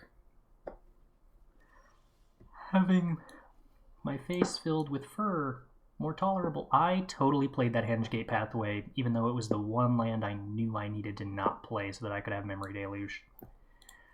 Okay, good work, me. Well, luckily, opponent doesn't have anything on board, so we do get to just throw an Edgar out and not run into Vanishing Verse or anything. So we're not currently being immediately punished. Paprika1988, thank you for the follow. Glad you're enjoying the stream too. I say, but like, it's been 28 minutes since the last person, so I kind of just forgot how this works. Alright, jam with Edgar. Play another Edgar because they're not technically legendary, sort of. Hype for Neon Dynasty? Nice. Me too. I am really excited to play with cards in a more futuristic setting. You taking off, Cat? Really? Leaving me here all alone? With just the chat for company? Oh, okay. I see how it is. Sorin the Mirthless. Alright. I can't really Meathook Massacre. Oh, they didn't. I see. Sure. Didn't really downtick the Sorin. I guess that is sort of card advantage 2 times. This is true. He also left me some hair. Oh, that's always a given. What's your opinion on the Phyrexian mana with a downside like on new Tamiyo? I think that it's a cool way to take design. I got no complaints about that. Whether it will be used extensively going forward or not, I don't really know. Now he's gonna leave hair on the fireplace. Oh no, now he's literally... Can I show this? Maybe. I don't think I have any like paperwork lying around. He is chilling like a foot away. He needed the distance emotionally. It was important for his well-being.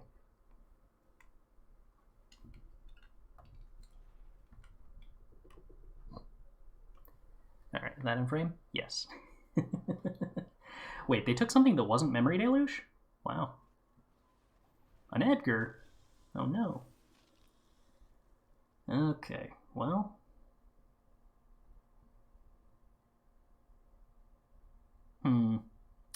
I see. So opponent's line of thought is they trade their Edgar for mine and mine actually dies, whereas theirs doesn't.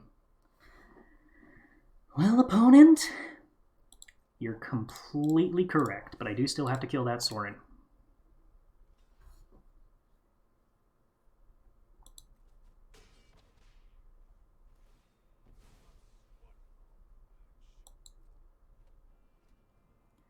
I think I just want more 1/1s? Or do I want... No, I guess I actually want the one that's going to transform back faster, probably. If I had to guess. So that my tokens are 2/2s against theirs, that makes it harder for them to play a Lolth successfully. Alright, let's transform.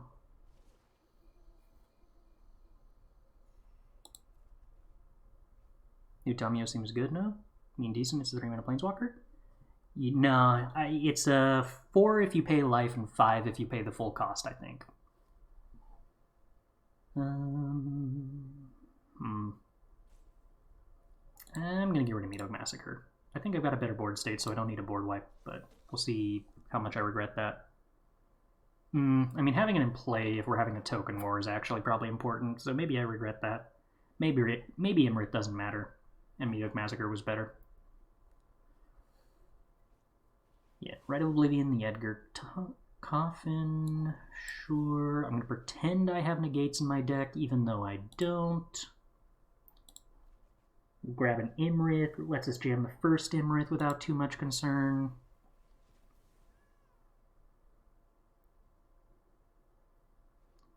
Still don't really have a great answer to Edgar. Wow, and they played around the Jwari Disruption too. I did not see that coming. Alright, slightly punished.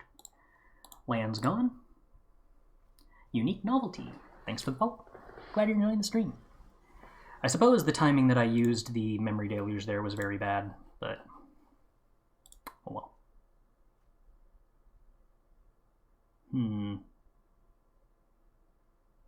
Do I want to make this land drop? I don't think I want to make this land drop enough to keep that land. Okay, well, we drew a better land. Love when that's how this works.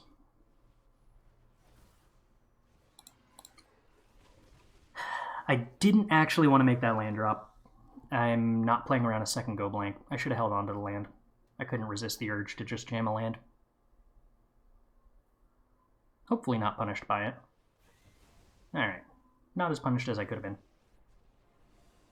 Sorin has to downtick here to play around the Hall of the Storm Giants that's in play. They do.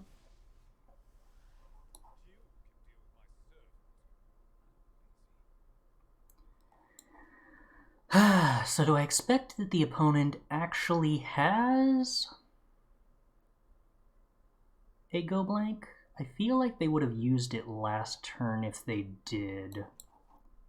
I think the way I most play... I can't really play around go blank here, but I can jam Iymrith and then Memory Deluge at the end of turn, and that's pretty strong against everything except go blank.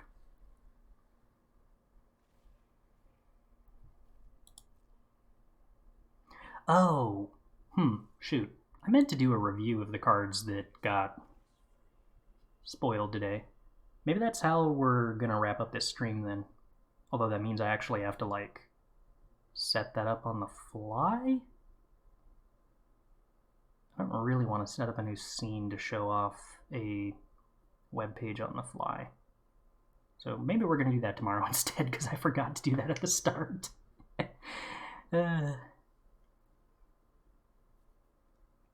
Hi, what's the current meta decks right now? In Standard, no clue. Just had a huge suite of bans earlier today, and so there is not really a metagame per se. Oh, okay. Well, Vanishing Verse successful. At least I have my Memory Deluge now.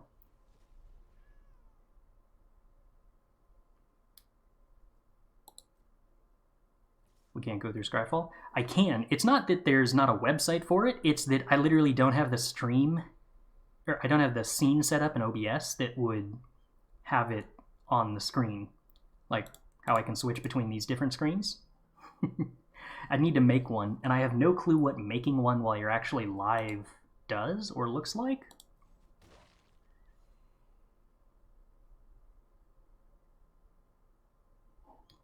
So I kind of need to hit a Meathook Massacre here. Failing that, a Vanishing Verse for the Sorin would be swell. Alright, well, opponent duresses me.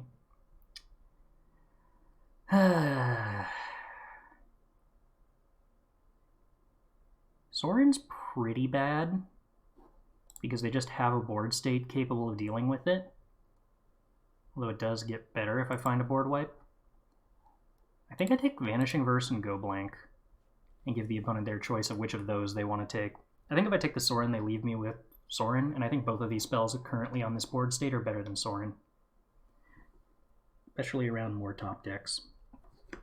I think best case scenario, they leave me with Vanishing Verse, and I Vanishing Verse the Sorin, and then Memory Deluge.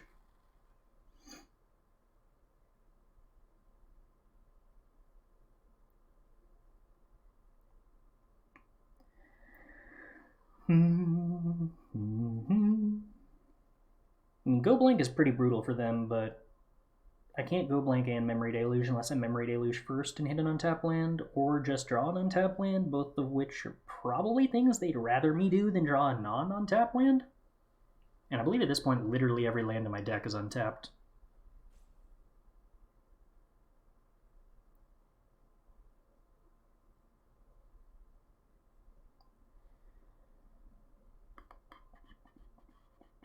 Yeah. Well, we did draw the untapped land.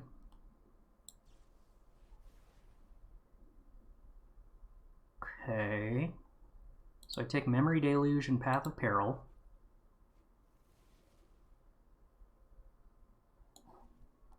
And I Vanishing Verse the Sorin. And I learn my lesson and don't play the land so that I have the Memory Deluge if my opponent hits me with a Mind Rot. I mean, the board state's still scary. Can't really stop that. If my opponent just fires up Hive and attacks, I can kick Path of Peril, and play the land, and have 4 mana Memory Deluge up.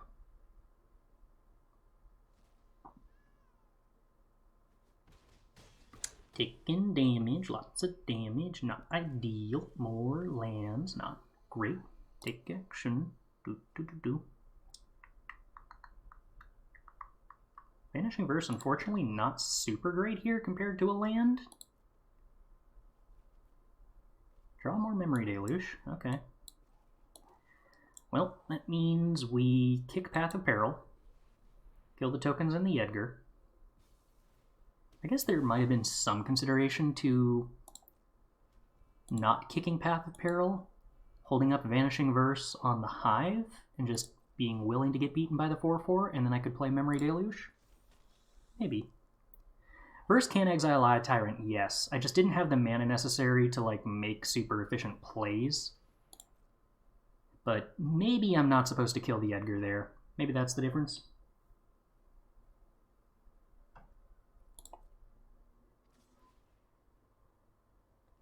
They exile a card.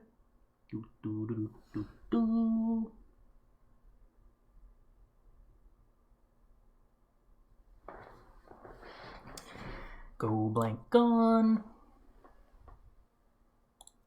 They play an untapped land this turn. No. Implying all 3 cards in their hand are non-lands, which is a little scary. They might be board wipes. Or removal spells like Vanishing Verse. Speaking of which, how many copies of Horror do I have? Did I keep in the Horrors? Is another important question. I don't know. I did not keep in the Horrors. Okay.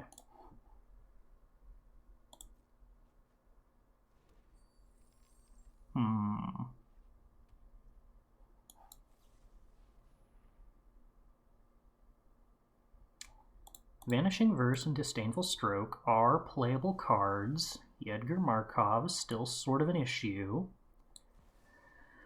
Play Jacob Hauken. We have Vanishing Verse. They also have Vanishing Verse.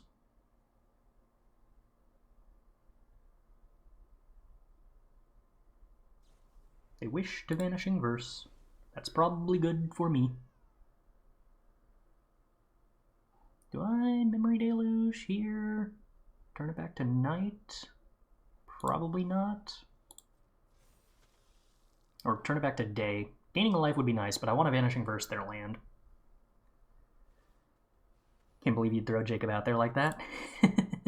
What else am I supposed to do? Not play it?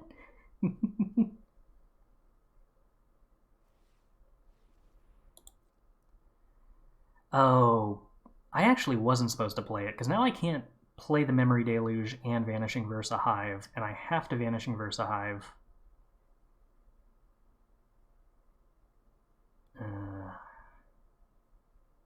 That was bad. I was kind of hoping they wouldn't fire up both Hives, but I guess that wasn't super likely. I can't afford to take this damage, though, so... Oh well. I guess I could do the other Memory Deluge right now and try to hit another Vanishing Verse, which we do have one more in the deck. They're not at risk of mind rotting me post-combat, so I think that's fine. Yeah.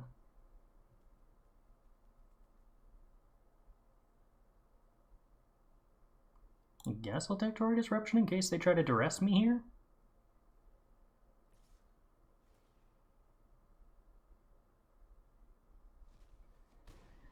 Yeah.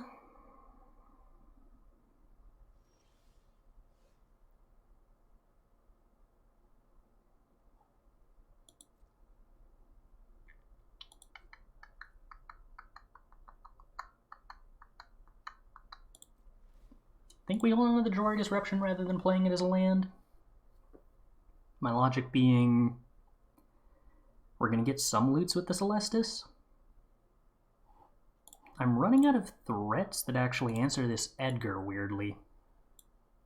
I was not really expecting to get into that point, but I definitely needed to consider Rite of Oblivion making their Edgars better than mine. Oh, this has haste. Right.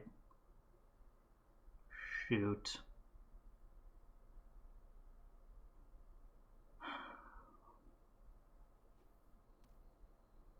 How am I answering that?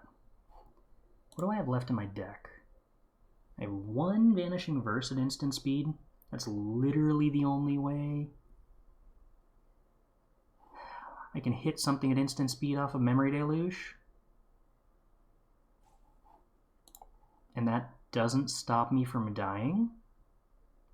So I have to let them exile Memory Deluge and then block Edgar. I don't think I can win this, most likely, given that.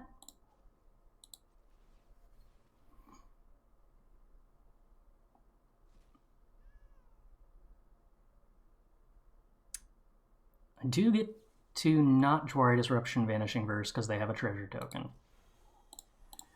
Okay. Huh. Does that mean I need Horror? That probably means I need Horror. I don't know if I have enough instant speed spells to enable playing Horror post-board, though. Huh. Well, admittedly, I don't know that we found that many Planeswalkers either, which is another route we can go.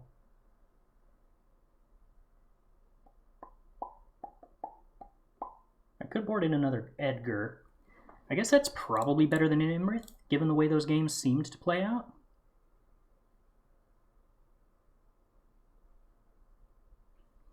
Hullbreaker is a better answer to Edgar than anything else, though.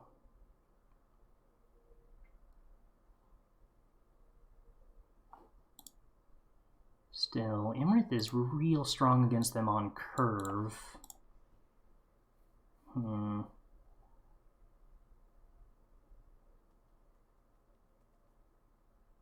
I could make an argument that Jacob isn't maybe amazing.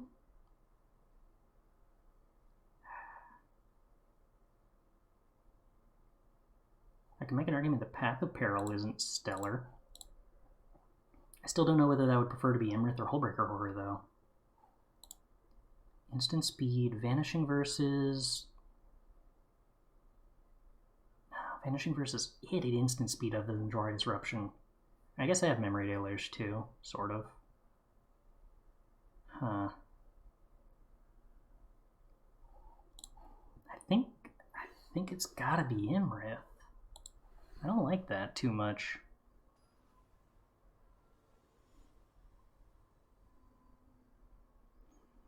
Oh yeah, new Doggish Visionary. I did see that.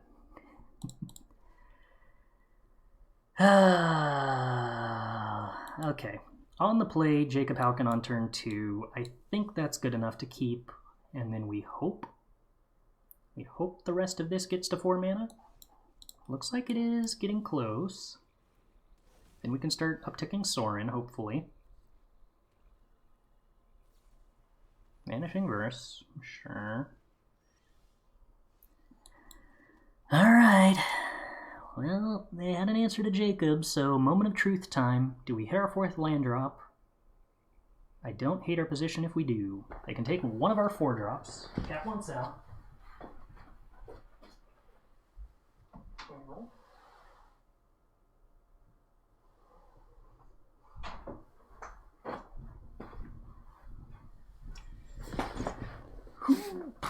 Okie dokie. I agree Sorin probably makes more sense to take most of the time. We do hit the untapped land. Absolutely stellar.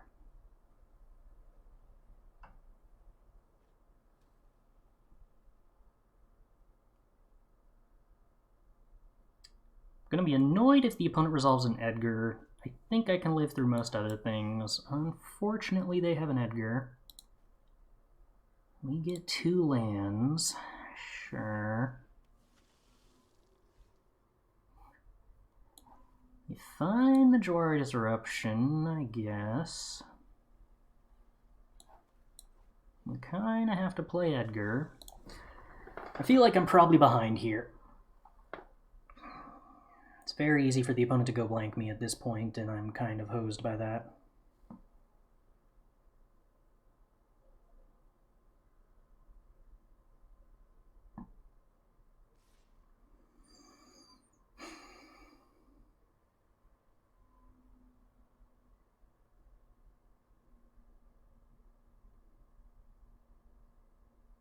Huh. Am I okay with this? I don't think I'm okay with this. If I'm not okay with this, I can't really afford to not be okay with this trade. Because if I'm not okay with this trade, then I'm taking 4 damage a turn and then my Edgar isn't accomplishing anything. The reason this is bad is it sets up the ability for them to have their Edgar Coffin make a 1/1 and then sack that 1/1 to exile my Coffin. And that's kind of miserable. But I don't really have any alternatives. Go blank was the worst possible thing that could happen to me. Kinda getting 3 for 1, not good for me.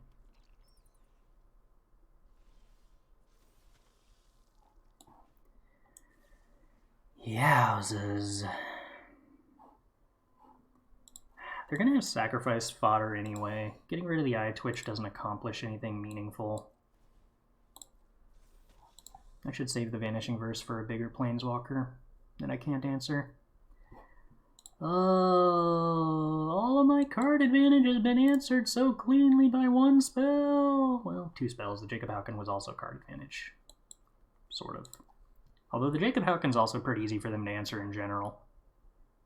I don't think it's better than Hullbreaker, or I don't think it's worse than Hullbreaker Horror, but not great that it's easy for them to answer. Yellow Cheetos! Thanks for the follow. Glad you're enjoying the stream. They uptick Sorin. Yes. Wedding announcement. Going to be a problem. I am behind. I do not enjoy that. I need to top deck. How do you say? Planeswalker. Card advantage. Something.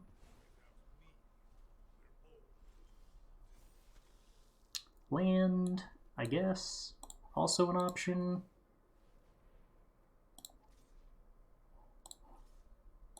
Swing at opponent. Exile go blank. Why not?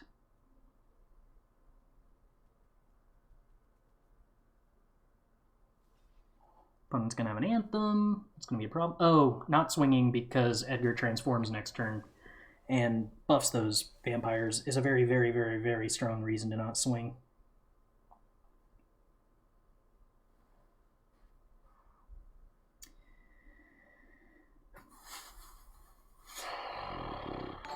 Well, we have openings to top deck.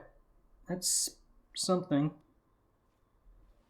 Lolth is good, unfortunately. Unfortunately, Lolth is quite good. Oh, hey, a Lolth. Lolth is quite good.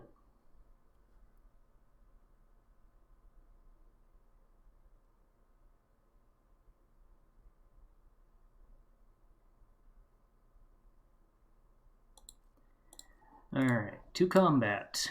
Edgar at Lolth. A chump block. Egads, I am surprised.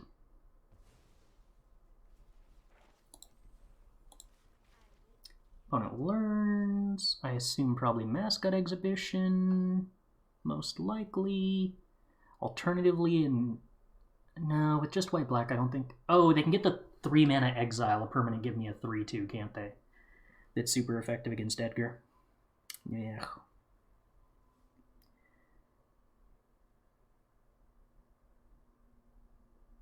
Oh.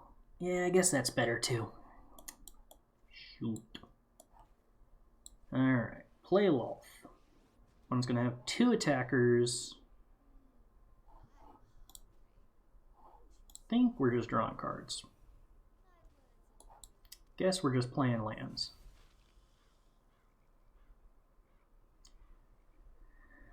So we chump block the Edgar, Lolth takes 2.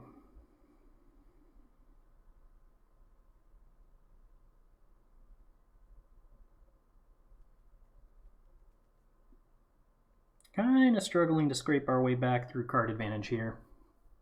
Not a good sign.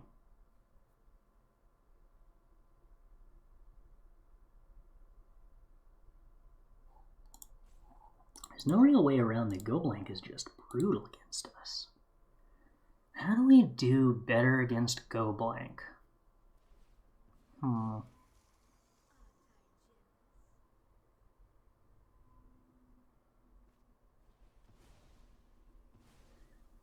Spider gone. Kind of surprised the opponent decided not to draw a card with Lolth. I think that might be good for me.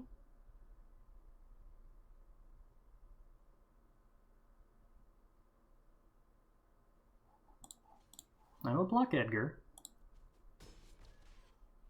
Gain some life. Loyalty on Lolth. Plan is still to uptick Lolth, not downtick. Opponent plays Wedding Announcement. Gets more creatures. Plays a land. Hive is good. Go Blank, huh? Okay. That's something. 2 Go Blanks, huh? That's like almost something? 2 tokens means they can block my Hive. I don't like that.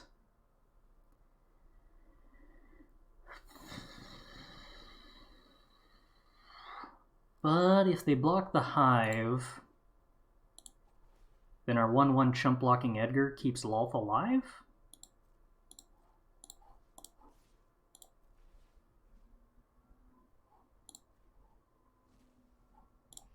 Doing this attack first, because if for some reason they don't block, which they choose not to do, not terribly surprising, then the Go Blank would exile the Lolth, which would be important. Alright. 2 cards out of the opponent's hand. My Lolth not quite dead yet. The 2 cards not relevant. A removal spell for the 1/1 kills the Lolth. Animating Hive kills the Lolth. Kind of missed that part of this whole equation. That makes attacking with the Hive a lot less useful.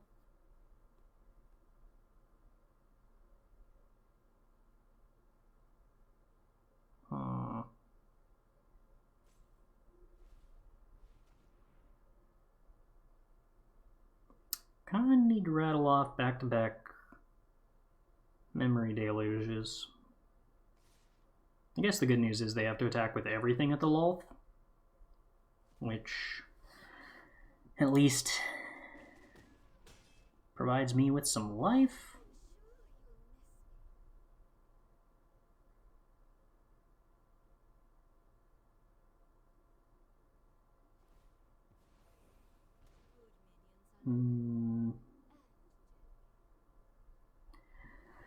So much of this comes down to not having an answer to Edgar. Do I have an answer to Edgar in my colors?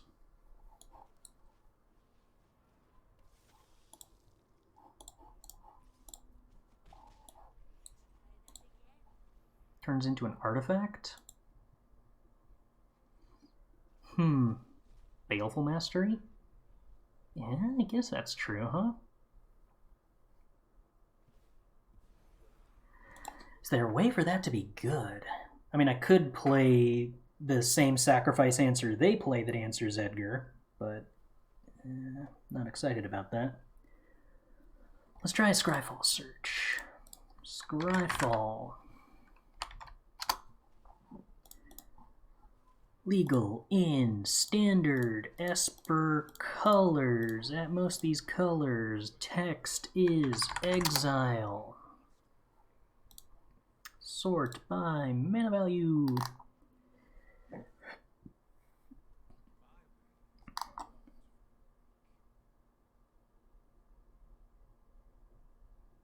Sphere of Annihilation, but it doesn't hit artifacts. Well, now we just lose. Okay.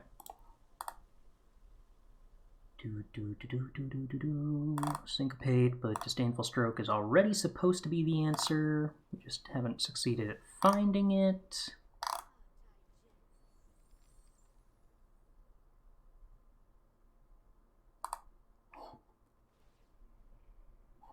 exile from graveyard, but has to be at instant speed. That's not really doable.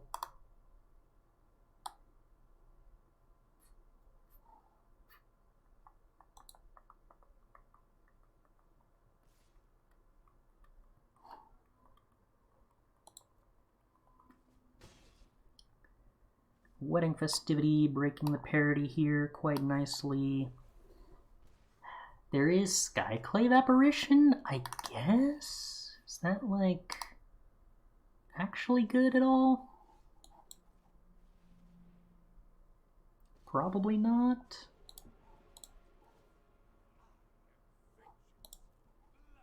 Lands. Juicy. No attacks.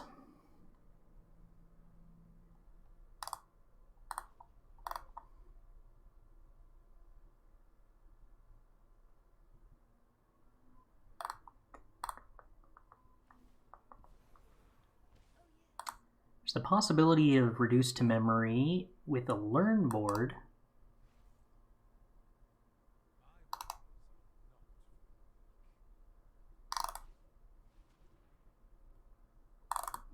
Baleful Mastery is probably the closest thing to playable.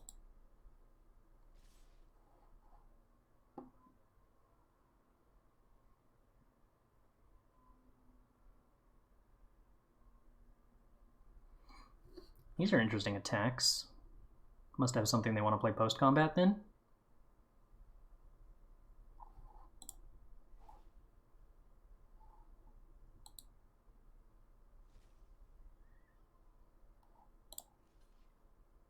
They left back the 3/3. Darn. Alright, well, we can block Hive. That's at least probably profitable. Doesn't Edgar's trigger go off regardless of exile? It says return to the battlefield transform. Doesn't specify where from. So there's a really complicated rules interaction here that kind of changes that. If you move...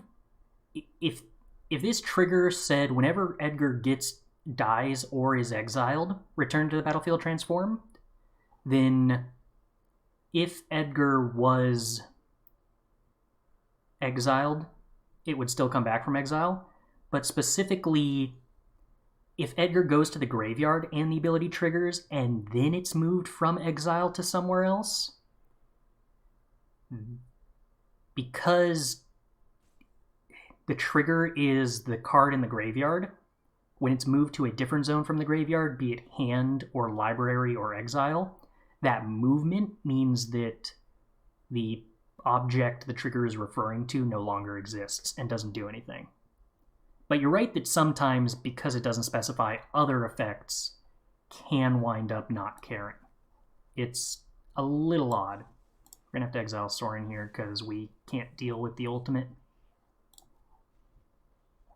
So it basically loses target, essentially. You can think of it as kind of the same logic, yes. There's a bit of a difference in Magic between the idea of targeting and the idea of what is or isn't a specific object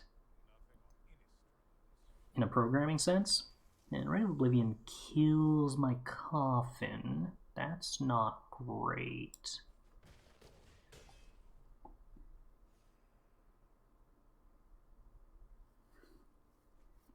The fact my opponent's drawing 3 cards a turn is kind of hard for me to catch up from. I probably shouldn't have punted game 2 with the Memory Deluge misplay. But, oh well.